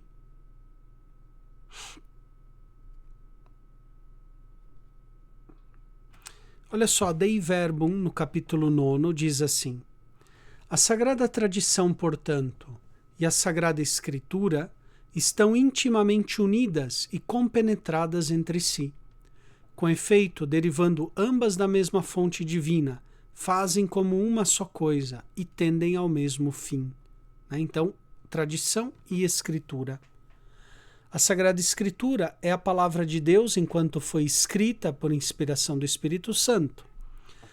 A Sagrada Tradição, por sua vez, transmite integralmente aos sucessores dos apóstolos a palavra de Deus confiada por Cristo Senhor e pelo Espírito Santo aos apóstolos, para que eles, com a luz do Espírito de verdade, a conservem, a exponham e difundam fielmente na sua pregação. Donde resulta assim que a Igreja não tira só da Sagrada Escritura a sua certeza a respeito de todas as coisas reveladas, né? Mas também tira da tradição litúrgica, a tradição catequética, a tradição da pregação, né? Daí também a Igreja tira a sua certeza. Por isso, ambas devem ser recebidas e veneradas com igual espírito de piedade e reverência. Né? Então, ambos devem ser tidos em consideração por todos, né? A tradição e as Sagradas Escrituras. Deixa eu ver aqui. Tem só antes de mostrar para vocês esse texto.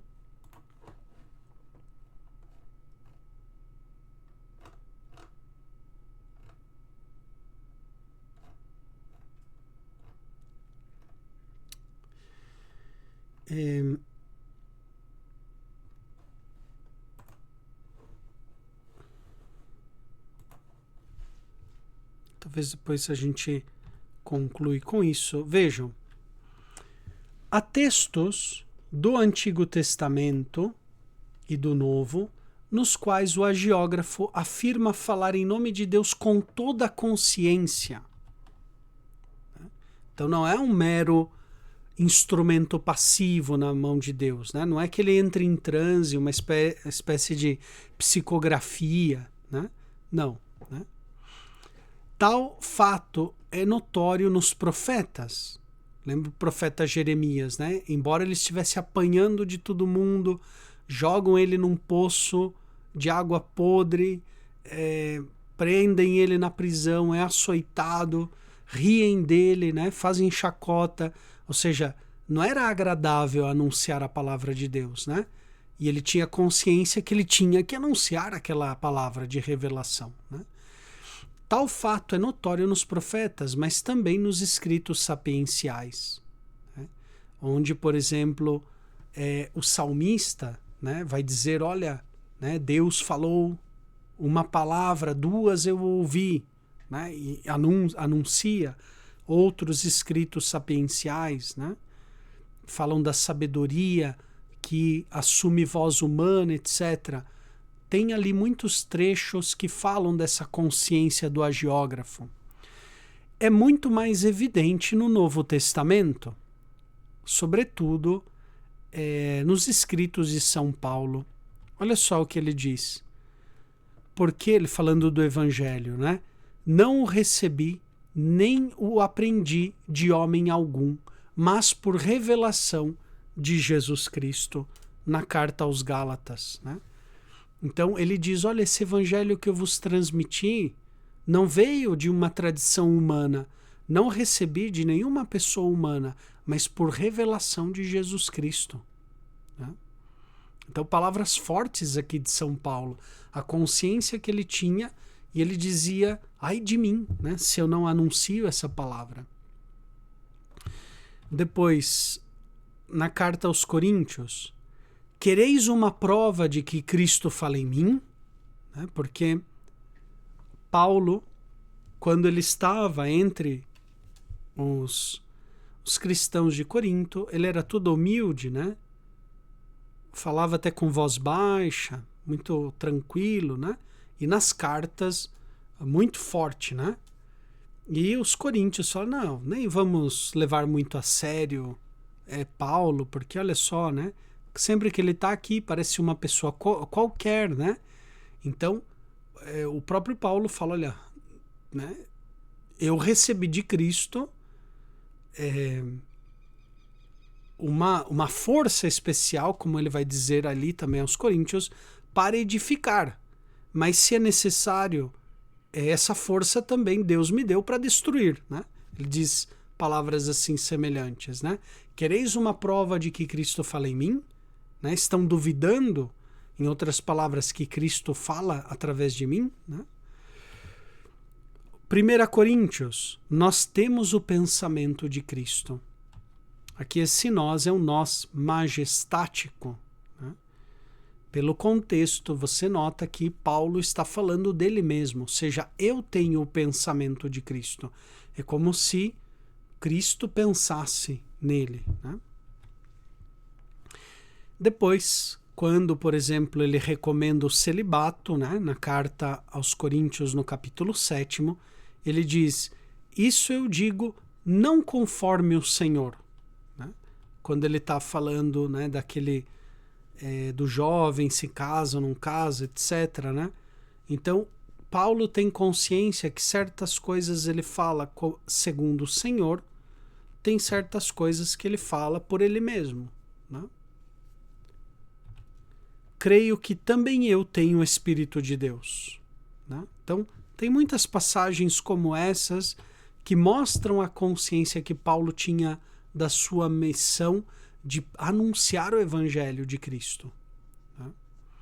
E que era algo que ele recebeu de modo pessoal através de Cristo. Claro, né? Pessoal, porque é o agiógrafo que tem o carisma pessoal da inspiração, mas Paulo, ele está ali num contexto da comunidade de Israel, em primeiro lugar, e depois também na comunidade cristã. Né? Tanto que é assim, quando ele faz aquelas visitas, né, aquelas viagens pela Ásia Menor, ele sempre depois volta para Jerusalém para narrar tudo o que ele ensinou, o que aconteceu, né? E de novo depois ele sai em viagem. Mas sempre ele terminava, praticamente sempre, a viagem em Jerusalém, conversando com a igreja de Jerusalém, que era tida como igreja mãe. Né?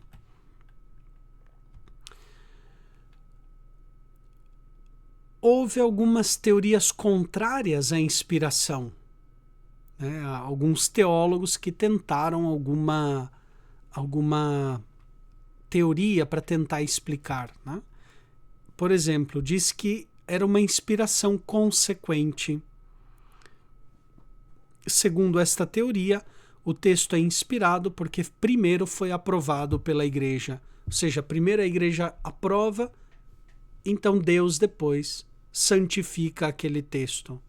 Não, ok? O texto foi inspirado antes mesmo da igreja reconhecer como canônico, ou usá-lo como canônico. Okay? Isso a gente vê na história da igreja dos primeiros séculos. Né? É o contrário. A igreja usa porque é inspirado, não é inspirado porque a igreja usa. Né? É o contrário. É sagrado, é um texto que foi inspirado. A igreja, assistida pelo Espírito Santo, reconhece que aquele texto é sagrado, que é inspirado. Mas alguns teólogos tentavam explicar dessa maneira. Não é que o texto ele se converteu em sagrado uma vez que a igreja sacralizou aquele texto. Então poderia ser qualquer um. Não é assim. Né? Mas vamos chamá-lo assim, uma inspiração antecedente. primeiro Deus inspira os agiógrafos, ele coloca por escrito que são membros daquela comunidade cristã, e a igreja reconhece aquele texto como inspirado, né?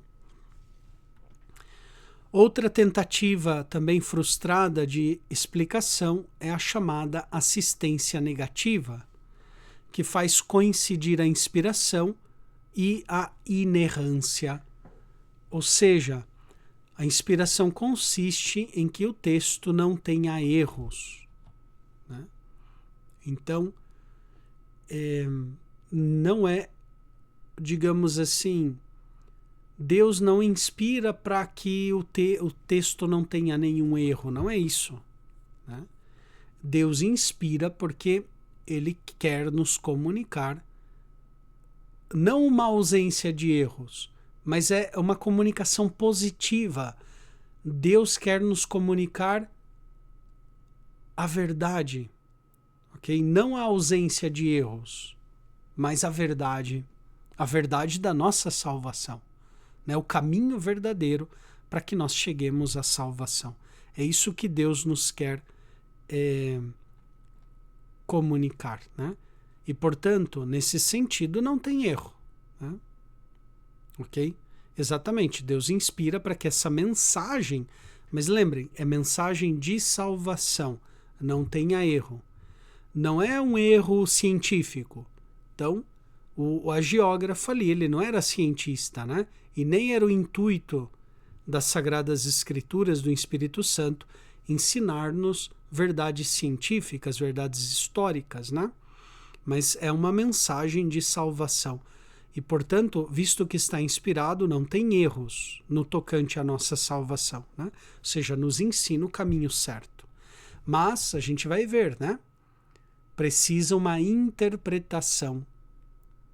Porque os hereges também usam a palavra de Deus para nos desviar do caminho da salvação, né? Então, se necessita uma interpretação, e essa interpretação autêntica é feita pelo magistério da igreja, cada um a seu nível, né? O Papa tem um carisma da infalibilidade no ensino, quando fala ex cátedra em matéria de fé e costumes, né? Os bispos também participam colegialmente, não individualmente, mas colegialmente, do carisma da infalibilidade, né? E toda a igreja também, né? Os bispos em modo colegial, sobretudo num concílio ecumênico, né? E a igreja em geral, os leigos, né? Os presbíteros, os diáconos, etc., os outros fiéis, participam também dessa infalibilidade quando elas creem aquilo que a igreja ensina, né? Então todos nós participamos no dom da verdade, no dom da infalibilidade, mas cada um segundo a sua missão, a sua função dentro da igreja, né? Então não é uma assistência, vamos dizer assim, negativa, ao contrário, é positiva, né? Deus inspira a verdade, né? Não inspira a ausência de erros. Digamos assim, reduz o alcance da inspiração, né? Ou simplesmente um reducionismo que nega total ou parcialmente a inspiração, né? Então tem alguns textos que são inspirados, tem alguns textos que não. Tem alguns textos que é meramente histórico, que é um relato histórico, né? Que vem ali, está narrando algo ali que aconteceu, mas não tem nada de inspirado. Não, em todas as suas partes está inspirado, pelo fato de que Deus, através também da história humana, dos acontecimentos, das vicissitudes, também ele nos fala e nos comunica a sua vontade. Ok? Bem, a pergunta do Osivaldo ainda hoje somos inspirados não para novas verdades de fé, mas inspiração de novos entendimentos sobre a mesma fé. Correto, ok? A divina inspiração como revelação em maiúscula já está fechado. Não haverá outra revelação. tudo já foi dito em Cristo Jesus.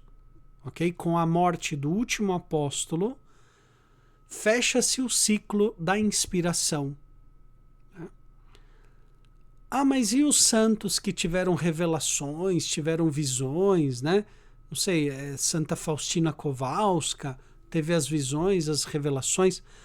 Todas as revelações dos santos, dos místicos, são uma ajuda para entender a revelação com maiúscula que Deus concede, que Deus permite para que nós entendamos melhor a revelação com maiúscula, ok? Então, por exemplo, quando eu leio Santa Faustina e vejo aquelas visões de Jesus nos últimos momentos da sua paixão, por exemplo, né?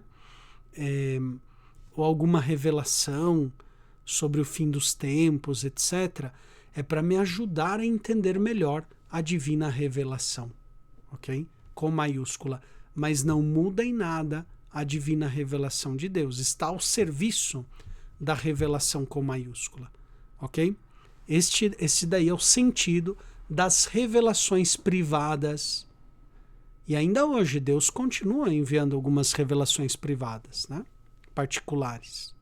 Mas sempre... E não é obrigatório crer em revelações privadas, particulares. É uma ajuda, mas não, digamos, não é um dogma de fé. Não é algo que eu devo aderir com fé. Já a revelação com maiúscula, nós vamos ver, vai pedir de nós uma adesão de fé, né? Então as revelações, por exemplo, as visões que teve São Bernardo de Claraval e tal, né? Ok, tudo bem, eu acredito, né? Ele teve mesmo, mas eu não, ali não é palavra de Deus, né? Não é dogma de fé. É uma ajuda a eu entender melhor a minha fé, né? E acho que com isso daqui é suficiente. Deixa eu só ver aqui. Aqui algumas explicações da inspiração que ajudam a entender, ok?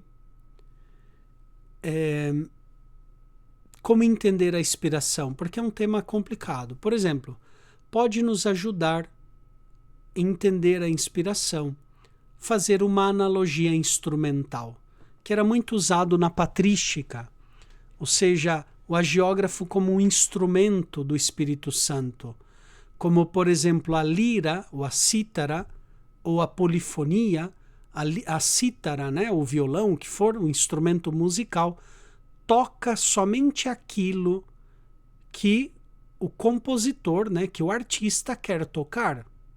A lira, né, não sai aí tocando sozinha, mas o agiógrafo toca aquilo que ele é movido por Deus, né? É uma ideia, uma imagem que nos pode ajudar a entender. Na escolástica se falava muito da inspiração, tendo Deus como causa principal e o agiógrafo como causa instrumental, né? Mas aqui qual é o cuidado que a gente tem que ter? Essa causa instrumental, é correto falar isso, mas não é um instrumento passivo, né? Porque, por exemplo, a lira, a cítara, são instrumentos passivos, né? O agiógrafo, ele é senhor das suas faculdades. Ou também fazer uma analogia. A analogia sempre é uma comparação imperfeita, né? Uma analogia com o ditado. Nas escrituras, ditado significa sugerido, mandado pelo Espírito Santo. Então, por exemplo, quando a gente lê lá nos profetas, que ele diz que Deus me ditou tal coisa, ou seja, Deus me mandou, Deus me sugeriu essa palavra, né? Me inspirou nesse sentido, né? Ou a analogia do autor, se lhe ajuda. Um modelo psicológico, Deus ilumina a mente do autor, move a sua vontade e o assiste na execução, né? Ou seja, move a psique, a psicologia, a mente, a sua vontade, a sua alma, né? O modelo eclesiológico, pouco sugerido por Rahner, Deus quer a igreja e, portanto, quer as escrituras da igreja, né? Aqui o perigo também, Rahner, é cair na inspiração consequente. Então, a igreja que canoniza a Bíblia. Não é isso, né? O modelo analogia com o modelo literário. Por exemplo, eu quero escrever um romance, um livro de batalhas, né? Então eu começo a reunir materiais, né? Materiais de guerra, como é formado um exército, né? Como ele está dividido, em que partes. Eu vou começar a reunir um pouquinho de material. Tenho uma intuição, vou colocar esse herói lutando contra outro herói do exército inimigo, etc., né? E depois eu coloco por obra. Pode ajudar, como eu digo, são analogias. Todas as analogias são imprecisas. Tem algo de verdadeiro, mas tem algo que não é bem assim, né? Então, modelo literário. Ou modelo holístico, que significa total, né? Holística. Onde se reúne todos os modelos anteriormente citados de inspiração, ou seja, todos juntos, né? O literário, eclesiológico, psicológico, analogia do ditado, do instrumento, tudo isso está ali no momento do ato de inspiração bíblica, né? De inspiração da revelação. Algo que, pelo menos a mim, pessoalmente me ajuda muito a entender é uma analogia com os mistérios da nossa fé. Sobretudo, o mistério da encarnação, da Eucaristia e da Igreja. O Verbo se faz carne. A palavra se faz texto escrito. Né? Se lhes ajuda um pouquinho a entender, né? O mistério da inspiração. Ou a Eucaristia, o pão se transubstancializa no corpo e sangue de Cristo. Ok? Existe, né? Analogicamente, obviamente, né? Existe uma transubstancialização da palavra humana que se converte em palavra divina. Ok? Aquele texto que é humano, visto que ele é inspirado, já não é mais humano, é divino. Ou a igreja, que é corpo místico de Cristo, mas é composto de seres humanos. Nós somos humanos, mas batizados em Cristo, somos corpo místico de Cristo. Né? Então, se lhes ajuda essa analogia. A analogia é sempre uma comparação que ajuda um pouquinho a entender o mistério da inspiração. Ok? Então, seria isso para a aula de hoje. Já falamos bastante, o tempo já está quase se esgotando, mas eu acho que é suficiente para o que nós abordamos, né, nessa aula de hoje. E então,